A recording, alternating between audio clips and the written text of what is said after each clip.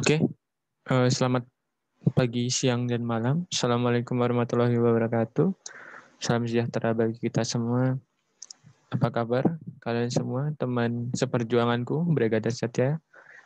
Kali ini kita akan kembali bahas tentang UTS ganjil ya, soal tahun lalu untuk tahun 2019-2020.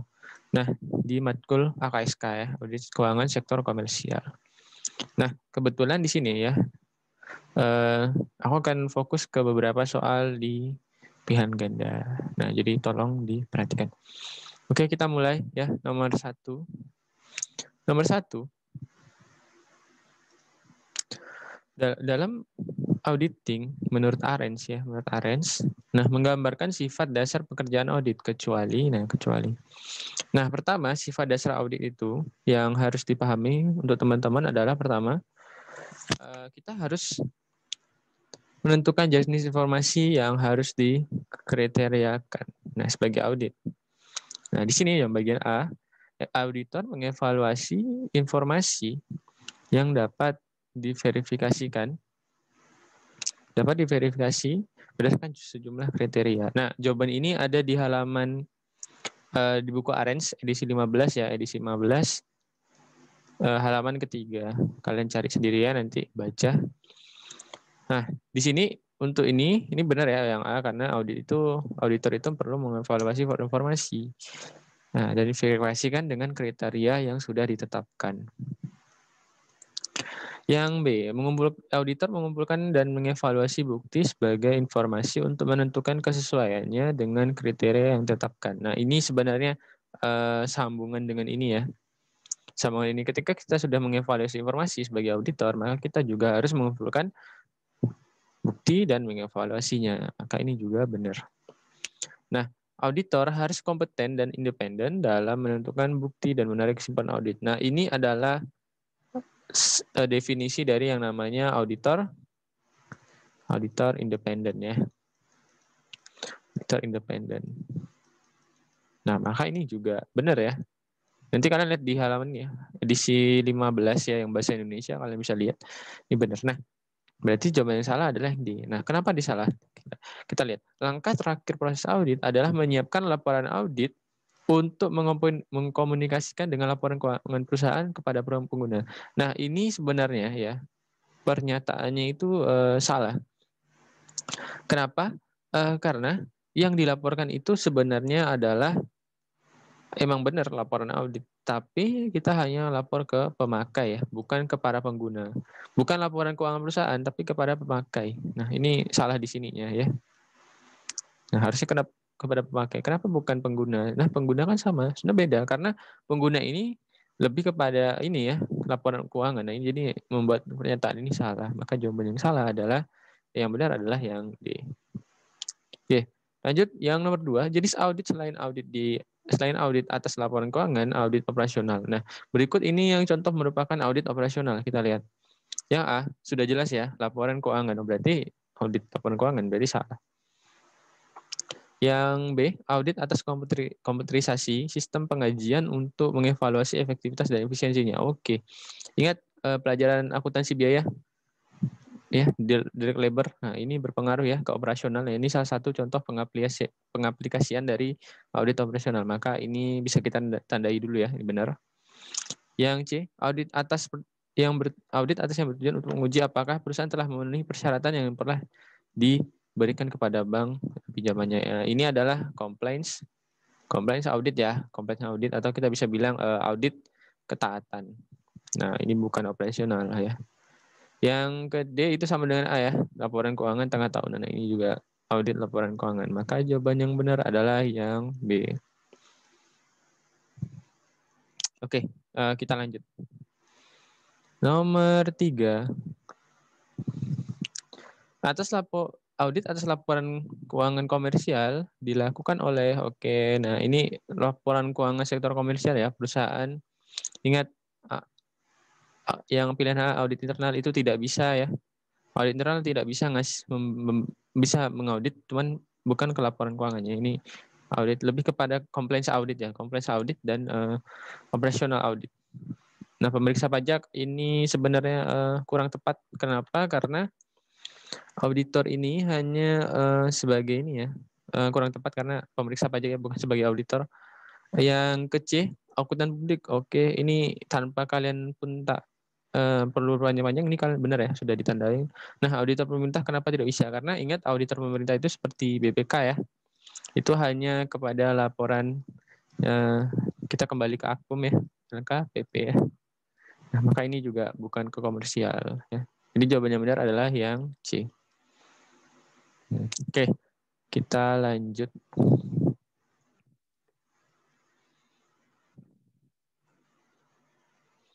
Oke, no, untuk yang 4 ya. Perbedaan accounting dapat terlihat dari keahlian spesifik auditor yang berbeda dengan keahlian akuntan, yaitu, nah ini perbedaan dari skill seorang keahlian spesifik auditor. Nah ini berhubungan dengan profesi auditor ya. Jadi yang kita lihat yang A, pemahaman atas prinsip dan aturan terkait informasi akuntansi perusahaan. Nah ini baik akuntan ataupun auditor ini memiliki persamaan ya. Jadi ini salah. Ini salah ya karena ini auditor maupun akuntan tuh harus tahu. Terus yang B, pengumpulan dan interpretasi dari bukti audit. Nah di sini bukti audit itu hanya untuk kalian dari spesifik seorang auditor. Nah kalian akan belajar di pertemuan kelima ini ya tentang bukti audit. Nah ini bisa kita tandai ini benar. Karena apa? Akuntan belum tentu bisa tahu tentang pengumpulan dan interpretasi bukti audit. Standar akuntansi, oh jelas. Baik akuntan maupun auditor itu pasti harus paham dengan ini. Nah ini karena nanti kita akan hubungannya dengan materialitas dan kewajaran. Maka di sini salah ya, karena ini persamaan. Pemahaman atas perusahaan dan bidang kerjanya. Nah ini adalah bentuk ini ya, perencanaan audit. Jadi baik akuntan maupun auditor itu mereka punya pemahaman yang sendiri ya. Nah itu pemahaman sendiri. Jadi ini salah ya, karena ini persamaan. Jadi jawaban yang benar adalah yang B. Kita lanjut. Manakah dari berikut ini yang bukan merupakan elemen pengendalian mutu? Nah, untuk teman bisa dilihat ya. Ini untuk materi ini ada di buku Arens ya. Bisa kalian lihat di halaman halaman berapa ini ya? Oke, halaman 45 ya. Di profesi audit ini pertemuan kedua. Kalian bisa lihat bahwa pengendalian mutu itu atau di suplemen kalian ya, kalau kalian udah ngeprint kalian bisa lihat. Itu ada 6 ya. Ada 6 yaitu tanggung jawab kepemimpinan atau kualitas perusahaan atau bisa dibilang tone of the top ya, itu salah satunya. Terus persyaratan etis yang relevan ya. Terus yang ketiga itu penerimaan dan kelanjutan klien serta penugasan. Yang keempat itu SDM. Dan yang kelima itu kinerja perusahaan. Dan terakhir ada pemantauan atau kita bisa bilang ini sebagai nama lainnya adalah monitoring ya, sama. Monitoring. Ini sama ya. Nah, kita coba jawab ya jawaban tadi.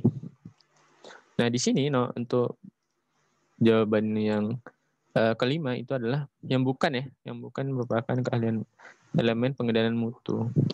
Yang A, penerimaan dan kelanjutan hubungan dari klien. Nah, ini salah satu ya. Ini yang tadi nomor ketiga ya. Kalau tidak salah ini termasuk SDM ya, keempat tadi. Sumber daya manusia. Pengendalian internal tidak ada ya. Tidak ada pengendalian internal. Ini bisa kita tandai dulu. Monitoring, ini monitoring sama dengan tadi ya, pemantauannya. Maka jawaban yang benar adalah yang C.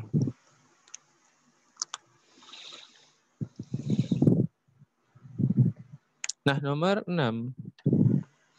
Nomor 6, pernyataan berikut ini yang menjelaskan dengan tepat arti standar audit. Nah, ini teman-teman harus paham ya, bahwa standar audit itu adalah suatu pedoman ya, pedoman bagi auditor itu untuk melakukan pedoman umum ya, yang berkaitan dengan kualifikasi dan perilaku auditor dan pengumpulan bukti serta pelaporan. Nah, di sini tanpa kalian lihat pilihannya, sebenarnya yang benar itu adalah yang C ya, prosedur ya. Mengumpulkan bukti yang mendukung laporan keuangan. Nah, itu ya. Nah.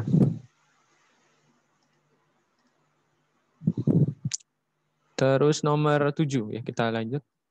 Nomor 7, apabila berdasarkan bukti audit. Nah, berdasarkan bukti audit, kita bisa lihat bahwa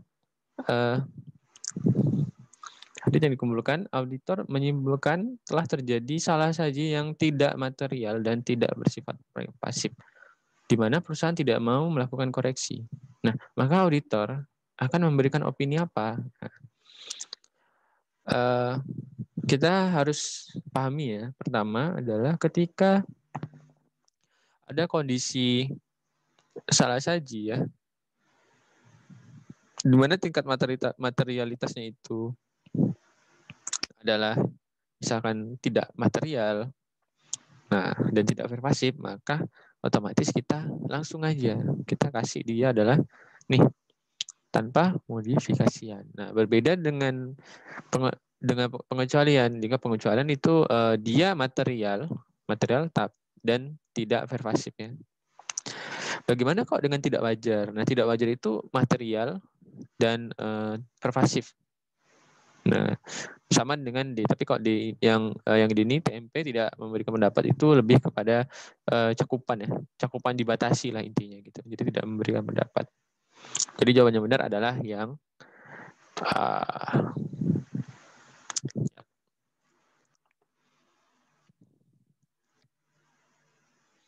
lanjut nomor 8. Nah, ini kelanjutan dari nomor 7 ya. Seorang akuntan menerbitkan pendapat tidak wajar jika, kita lihat yang A, ruang lingkup audit dibatasi oleh klien. Ini adalah apa? Tadi ya aku jelasin TMP ya, tidak memberikan pendapat. Bagaimana kita lihat jika yang B, pengecualian atas kewajaran pelaporan keuangan sedemikian sehingga pendapat kecuali untuk tidak dibenarkan. Nah, ini benar ya, ini tidak wajar. Kenapa? Karena ini bersifat material, jadi tidak bisa dikecualikan atau bisa dibilang ini pervasif gitu. Nah, jadi ini tidak wajar. Ini bisa kita tandai. Bagaimana kan C? Auditor tidak dapat melaksanakan prosedur audit yang mencukupi untuk menyatakan pendapat. Nah, dari sini itu sama dengan yang A ya. Jadi ada ruang lingkup yang dibatasi. So, di sini kita bisa berasumsi kalau ini adalah pernyataan untuk TMP ya. Nah, untuk yang D coba lihat. Terdapat ketidakpastian yang besar mengenai masa depan perusahaan. Nah, ini sebenarnya bisa opini tanpa modifikasi atau kita bilang WTP dengan paragraf penjelasan ya, paragraf singkat PP ya, paragraf penjelasan. Nah, jadi memang harus dipahami ya, memang kalau misalkan di sini ya, jika tidak wajar itu lebih condong kepada adanya salah satu hal yang material ya, dan tidak mampu, sehingga pendapat untuk kecuali untuk, nah itu tidak bisa, kecuali untuk ya seperti yang aku bilang tadi ya, itu pervasif. Jadi memang itu salah satu bentuk dari tidak ini ya, opini dengan modifikasian ya. Tadi ada WDP, ada TW dengan TMP. Jadi jawabannya benar adalah yang B. Kita lanjut. Nah, di sini nomor 9. Nah, nomor 9, KAP harus mendasarkan pelaksanaan tugas sesuai dengan kode etik profesi akuntan publik. Apabila KAP XYZ bertugas memberikan jasa konsultasi dan merancang sistem penggandaan internal perusahaan PTA di tahun X, dan juga dia diminta untuk memberikan jasa asuran pada PTA di tahun yang sama, maka sikap KAP XYZ adalah, nah ini hubungannya adalah dengan yang namanya kode etik ya, dengan kode etik. Nah, jadi begini, ketika suatu KAP itu diminta untuk menjalankan perancangan sistem pengendalian internal dan sekaligus dia juga memberikan jasa audit, itu sebenarnya adalah melanggar yang namanya independensi.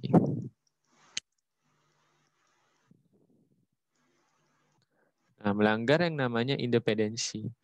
Kenapa? Karena SPI itu kan nanti ini SPI akan berperan penting dengan yang namanya RIX kan. Nah, RIX ini kan akan nanti ujung-ujungnya juga kepada yang namanya material.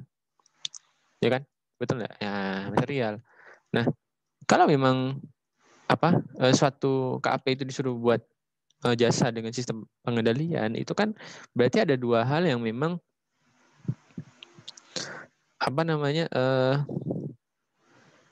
perlu perlu digarisbawahi. Memang ini akan timbul yang namanya ketidaksinkronisasikan ya. Jadi sebenarnya ini pekerjaan yang harusnya salah satu harus diambil gitu. Tapi kalau kalau misalkan di satu perusahaan, maka ya ini tidak boleh gitu. Karena nanti kita sebagai resiko ini tidak akan terukur gitu. Karena ya lagi-lagi ini kan akan hubungan dengan material. Nah, material ini kan nanti hubungannya dengan yang ini, jasa asuransi gitu. Ya, yang tadi audit itu. Maka sikap yang bagus, yang tepat untuk KAP itu adalah nolak penuh penugasan audit. Ya.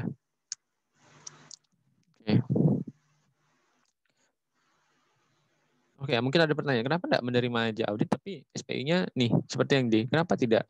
Nah, kenapa rancangan SPI itu tidak termasuk, harusnya masuk gitu. SPI itu tidak mungkin jauh-jauh dari yang namanya audit. Karena tadi ini hubungannya sama yang namanya resiko ya kan. Nah, resiko itu kan hubungannya ya dengan pengendalian internal, apalagi yang namanya resiko kontrol ya kan, kontrol risk itu jelas. Jadi ini D itu kurang tepat ya. Nah,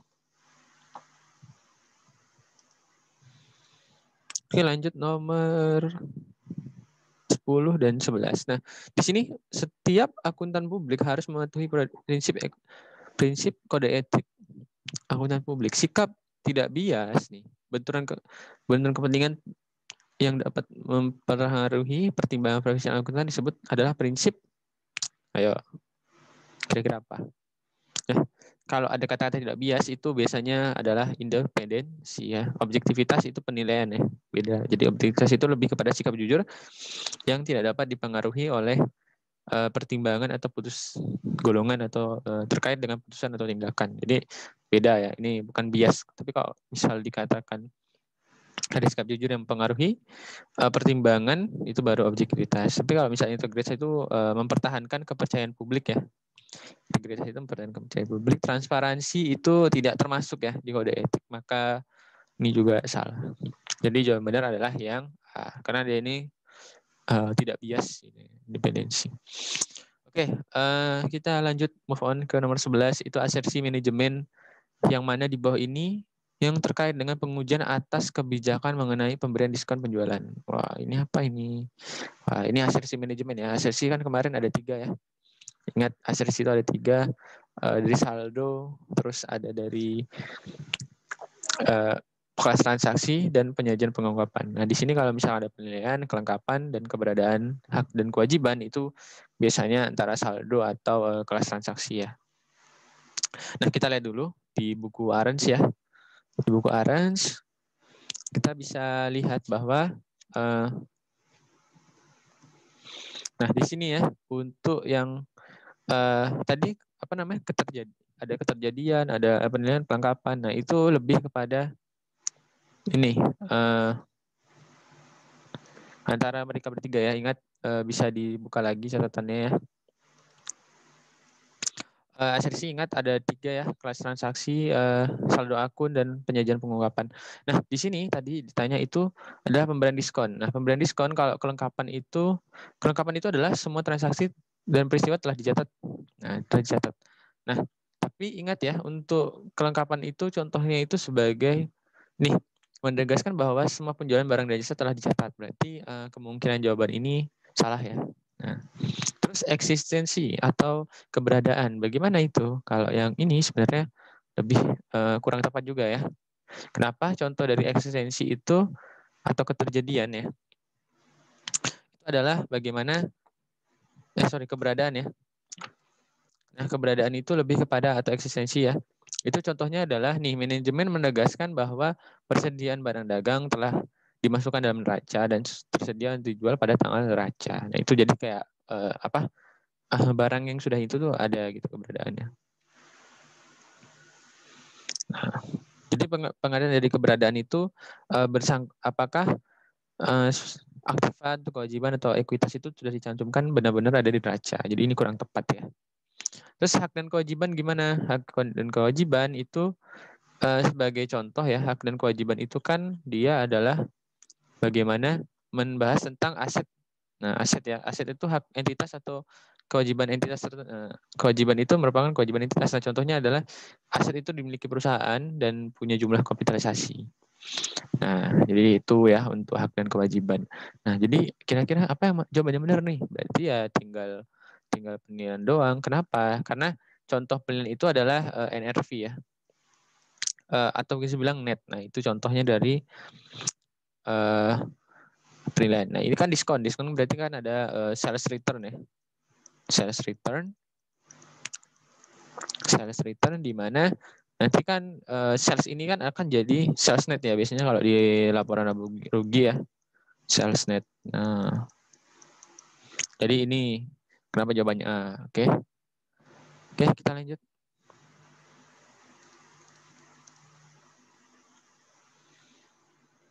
Oke, nomor 12 ya. Ini sebenarnya belum termasuk.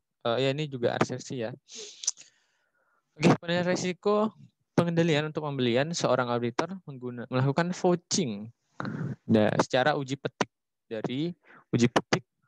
dari ayat jurnal dalam voucher register ke dokumen pendukung. Asasi manakah yang mendukung pengujian? Nah, aku jelasin dulu ya. Vouching itu apa? Vouching itu adalah bagaimana kita itu menelusuri bukti dari pencatatan ya, pencatatan transaksi. Pencatatan jurnal ya, dari jurnal ke yang namanya bukti transaksi. Nah, tapi ada juga tuh istilah lain namanya tracing. Nah, tracing itu dia lebih kepada tracing ya. Tracing itu kebalikan dari vouching ya. Kalau kalian lihat ngerti audit trail kemarin ya. Jadi dari bukti transaksi kebalikannya, jadi bukti transaksi ke jurnal itu tracing. Nah, kalau vouching ini ya itu salah satu contoh dari asesi apa kira-kira? Kelengkapan? Bisa jadi ya, bisa jadi. Tapi kayaknya kurang tepat. Penilaian dan alokasi. Konsep penilaian atau alokasi itu lebih kepada ini ya.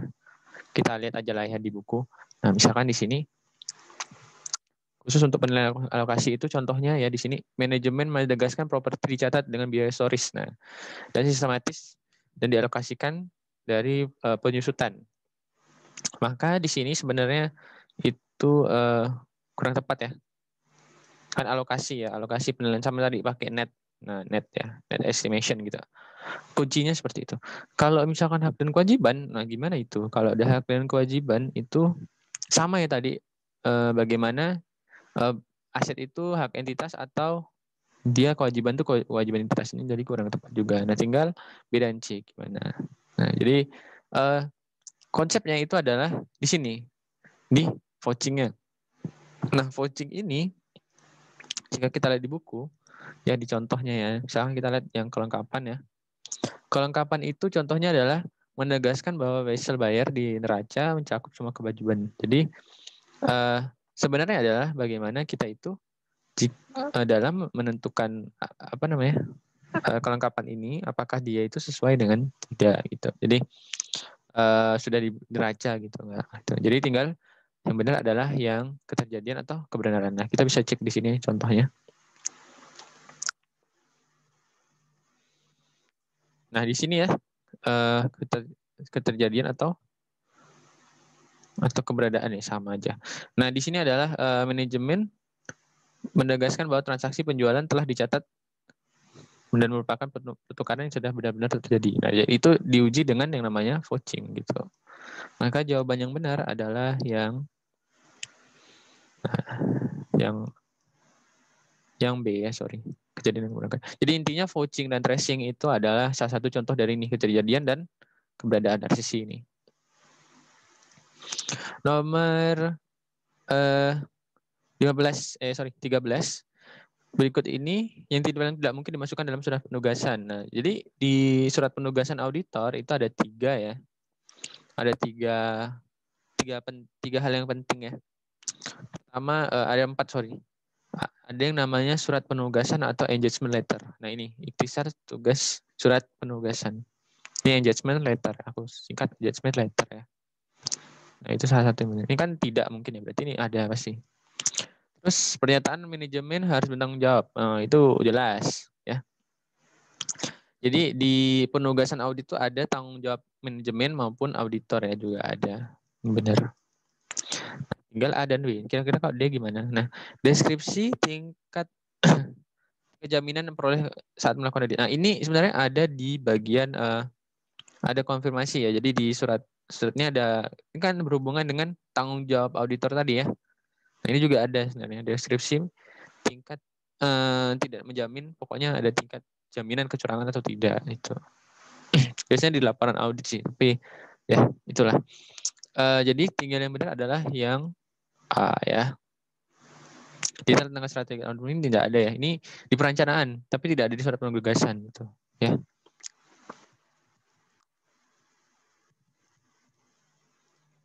Oke, lanjut nomor 14. Auditor penerus kemungkinan besar akan membuat pernyataan spesifik dari auditor pendahulu terkait. Nah, ini di ini ya, perencanaan audit ya. Jadi memang auditor itu auditor baru itu tidak boleh seenaknya menggantikan auditor pendahulu. Jadi harus tanya dulu gitu. Nah, biasanya itu yang ditanya itu adalah tentang bagaimana prinsip akuntansi ya, prinsip-prinsip akuntansi dan dari industri klien gitu, dan prosedur audit biasanya. Nah, jadi memang dari standar audit itu sendiri harus memang auditor baru itu harus ngomong sama auditor pendahulu. Nah, jadi bisa dievaluasi kira-kira apakah akan menerima penugasan itu atau tidak gitu. Jadi kayak harus advice lah sedikit. Nah, apa sih yang sebenarnya ditanyakan itu? Sebenarnya yang ditanyakan itu adalah ini yang A, prinsip akuntansi khusus dan dari industri klien. Nah, ini yang benar ya. Nah, kalau ini kurang tepat ya.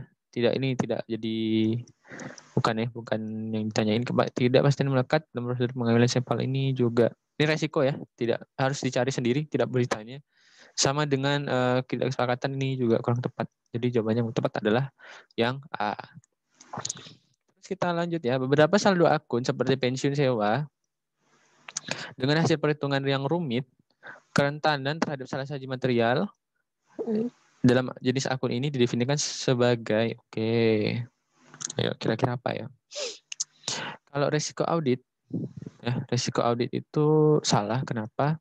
Karena itu munculnya ketika sudah terbit opini ya. Jadi ini kurang tepat. Kalau risiko deteksi atau detection risk itu adalah bisa kita bilang ini PDR ya biasa. Itu dia resikonya itu muncul ketika bukti audit itu ketika suatu tujuan audit akan gagal salah saji melebihi materialitas kerja. Jadi melebihi dari materialitas kinerja. Nah, bagaimana dengan risiko melekat ini, atau kita bisa risiko inherent ya. Risiko inherent. Nah, risiko inherent ini sangat dimungkinkan kecuali sebelum PI ya, sebelum PI. Risiko sampling. Nah, kesalahan sampling itu salah saji ketika salah sampel atau mengambil sedikit sampel ya dari populasi, sedikit sampel dari populasi. Nah, jawabannya apa ya? Pokoknya yang ABD sudah salah karena munculnya ini dia lebih kepada bukan saat salah saji seperti akun-akun. Tapi kalau misalkan akun-akun itu lebih kepada yang C ya, risiko inherent itu. Nah, mungkin itu aja ya dari aku. Terima kasih. Tetap semangat dan dijaga semangatnya, dan jangan lupa tetap bahagia. Mungkin sekian dari aku. Terima kasih. Assalamualaikum warahmatullahi wabarakatuh. Terima kasih.